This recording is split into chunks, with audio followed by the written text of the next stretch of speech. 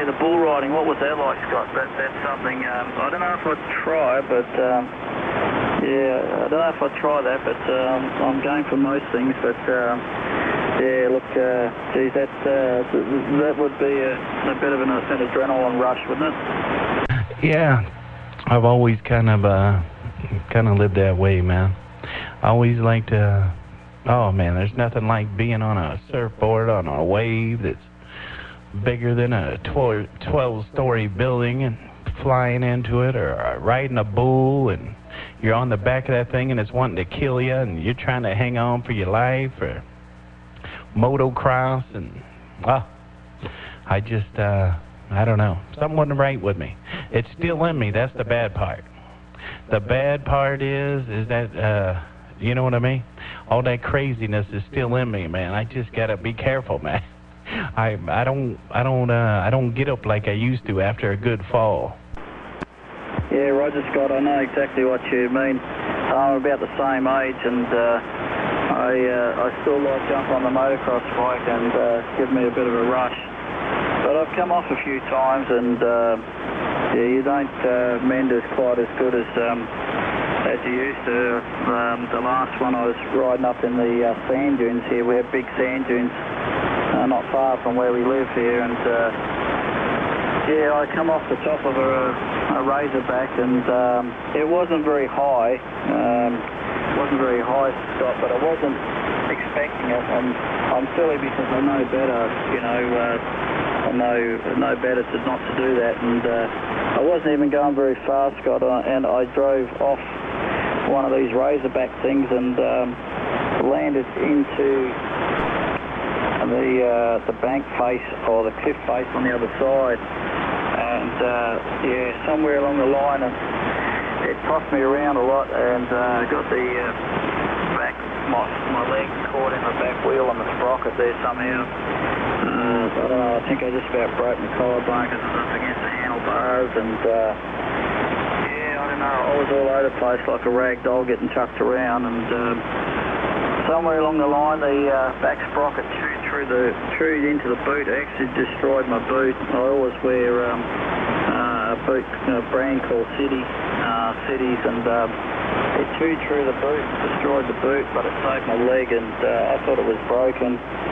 It hit that hard that it was bleeding through the pores of my skin, and I thought I broke. I was too scared to take my boot off, Scott, and I was laying on the ground down and out, winded and hurt, and yeah, so anyway, that was a bit of a lesson, but I knew better than what I did. I shouldn't have done what I did, Scott. Over. Yeah, I hear you, brother. I remember one time I was on my 250 and dude, I went off a cliff. Well, the bad thing is I was doing a wheelie before that, doing this long wheelie through a hoop-de-doops, man, on a wheelie, full speed, and I see my friend, and I went down. Oh, I went down pretty hard. But I picked the bike up, dusted myself off, and then I took off, and I went off a cliff. I was coming to the cliff, but I never checked to see if my brake was still working. But when I went down on the wheelie, it bent my brake around the foot peg. So I took off full speed, man, dude, 60 or whatever. And I was coming up to this cliff, and I see my buddy, and I'm pulled up on the wheelie, and then I went to hit the brake, the back brake, brother, and no stop. So I had to punch it and go off the cliff. Well, when I landed down there, oh my God, dude, I looked at my boot and my leg. I said, oh Lord, my leg don't bend. I'm not that nimble. My leg's pointing backwards. Oh, my leg was pointing a direction that I couldn't put it there, Roger. Yeah, well, you know, something's wrong then, isn't it? You know, like you said, you're not that flexible. Yeah, well, yeah, look, guys, it certainly hurt what I did, and I can imagine what you did was hurting more. But I was too scared to take my boot off because I was sure it was broken, Scott, and it was hurting that much and burning, just really burning. And so I rode all the way back. We were a fair way from the car, so I rode all the way back, basically standing on one leg, on one foot peg, and mate helped me put on a trailer. Once we got to the car, I took the boot off, and it wasn't broken, it was just badly bruised. But my mate, he wasn't so lucky. We were around about the same time, Scott. I don't know, it's probably 5 of us riding together, and riding along the beach and going back to the car, or back to the trailer to put the bikes and pack up. So it was just starting to get dark, and we were hooting along the beach. My mate's got an XR 400, and he was riding along behind us. He was a little bit behind, and he hit a log in the seaweed. You know, we try and avoid the seaweed. It's a bad thing to go through because you don't know what's in there. Anyway, he's hit a log, thrown him over the handlebars, and the bike's landed on top of him. He did a spiral break in his leg and his thigh bone there, and we didn't even know he'd come off. We hadn't seen it. So when we got back to the cars, it was dark, just about dark, and we're out of fuel as well, so we were tipping bikes, so we were trying to get fuel out of one bike to put in another to go back to look for him, because we waited 5-10 minutes, he didn't turn up. So we got enough fuel to put in one bike, and we went back, and here he was, and we had to get the ambulance out there, and man, was he in some pain. He spent the next, God knows how long in hospital with a stainless steel cage around his legs, pins through his legs.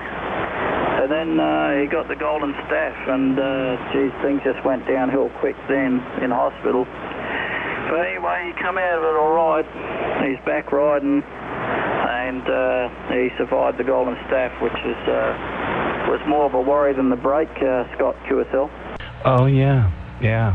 I've seen more people the staph kill them than any kind of break or anything. Yeah, I've had my left leg. Yeah, I've actually, one time the ambulance guy was there and he had cut my pant leg and he told me, oh, don't look. I said, oh, I gotta look. I looked and I seen both the bones sticking through the skin, and I just kind of laughed, man. They're like, dude, you know what I mean? They're like, you can't look at it, you're gonna go in shock. I'm like, don't worry about it, dude. I ain't going in shock. Everything's good, bro. You know what I mean? Just put me on the gig and get me out of here. Yeah, Roger. Yeah, Scott. Yeah. I've never had anything broken like that, so I don't know what sort of pain you go through, but I know my mate Andre, he was in a lot of pain. They gave him some, I don't know what it was, pethidine or something, but it really didn't do much for him. And it was okay. While he was sitting still, it was okay, but when we had to put him in a four-wheel drive to get him back to the ambulance, because the ambulance couldn't get out to where he was. And every bump and every little movement, he was certainly in some pain for sure. So it certainly slowed him up, and he bought another bike, which I was surprised, because he went through hell. He went through hell with that golden staph. The leg was painful enough, but I think that staph was really what scared everyone else, you know, and him, I guess. But yes, mate, yeah. I think if I broke something, I'd be like you, Scott. I'd have to have a look, no matter how bad it was. I'd have to have a look. I'd have to have a look at it, and yeah, hopefully I'd be all right. Yeah, you know, and you just got to go to that place in your head, man. You got to go to that place in your head. My son the other day was hurting real bad, hurt himself, and I told him, you just got to go to that place in your head, man. He's like, what place? I go, you got to find out where it's at, bro. Because, you know what I mean? You got to go to that place. You got to go to that place. It's hard to explain the place, but, boy. Yeah, I just, about 2 years ago, just broke my shoulder. Man, it spent my arm, spun around backwards and behind me, and splintered the bones and ripped off all the meat off the bone, and man, I'm still hurting from that, man. I'm still hurting from that. Like I said, I'm older now, so I got to start slowing down. I guess it's time to slow down. Yeah, I guess so. Yeah, I guess so, mate. It's like you said, and I said, you don't repair so well or so quick now. So when I have a bit of a bender have a few drinks, you know, and I notice the next morning I don't come back as good as I used to when I was younger. It's the same as when I hurt myself. It seems to take a bit longer, and yeah, I don't know. And you seem to have a bit of a different outlook on life as well, but. Anyway, that's the way it is. Geez, that shoulder would have hurt. I would imagine that'd be a pretty painful thing, and it's I guess your arm's something you'd use. I guess you'd realise how much you use it once you hurt it there. But yeah, geez, did you hurt yourself much in the bull riding, Scott? Oh yeah, broken ribs, broken leg. What else, man? Arm broke my wrist. Got horned. Damn, got horned on a Friday night. I mean, dude, right into my chest. Dude, damn near killed me. And I don't wear all the flat jackets and all them helmets like these guys wear, you know what I mean? And then the next day, I rode on Saturday. I ended up breaking my leg there, Roger. Oh, jeez, mate, yeah. So, apart from the horn, what does the damage? Is it when the bull steps on you? I've seen a heap of those rodeo film clips and that, and the guys sometimes can fall hard and that, but yeah, most of the damage I've seen is that like the bull actually horns them, or you know, and it's I don't know what you call it, and it's I don't know, I can't think of the word at the moment, but when it's jumping around, when this bull's jumping around full bore, it's I see a lot of them get trampled, you know, and that really does some damage. I would imagine that those bulls are bloody heavy, QSL. 2,000 pounds worth, big Charolais bull, man. Yeah, the one that broke my leg, I had my hand in a suicide knot. And he bucked me off. Dude, I was just getting ready for the bell to go, and man, he took a quick left turn on me. His head whooped me off, and my hand was stuck.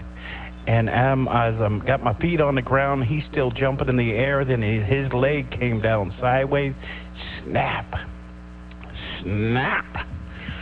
Oh, man, my boot was pointing the wrong way, and I knew it wasn't good. They had to untie me as he's jumping around with me hanging on him like a rag doll. But the night before, when he horned me, dude, I rode the time. I was getting off, and dude, he came back around, and I was on the ground, you know. When I came off, I missed my footing, and I came down and fell. He came around, put his head on the ground, dude, started picking me up and winging me around. Jeez, man, yeah. Well, yeah, you're lucky to be alive, I guess. Geez, they're big bulls, aren't they? We get them over here. I mean, it's like out on the station country, and they're you don't want to go near them. They're wild. They'll go you.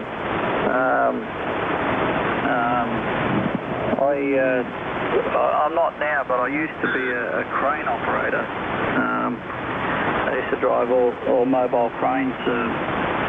Scott, I actually manage them now. I run the business, but I can remember getting a phone call at 2 o'clock in the morning. I had to take, I think, a 50-ton crane up the road there. We have the road trains up here, and this particular road train truck and a couple of trailers had tipped over north of us, and so I jumped in the crane. I got up to where the truck's tipped over, and it's a mess, mate. It's trailers are over on the side, and cattle crushed inside the truck, and anyway, after the trailer has torn open, and some of the cattle that survived that had got out, and they're roaming around. Anyway, it's pitch black. It's probably now 3 o'clock in the morning, and I jumped out of the crane and I was walking up towards the truck to talk to the people to see what we had to do. And the policeman there's with his 38 and he's in there shooting the cattle that have been crushed and broken up. And anyway, I jumped out of the crane, I'm walking towards him. I got probably 10 feet in front of the crane.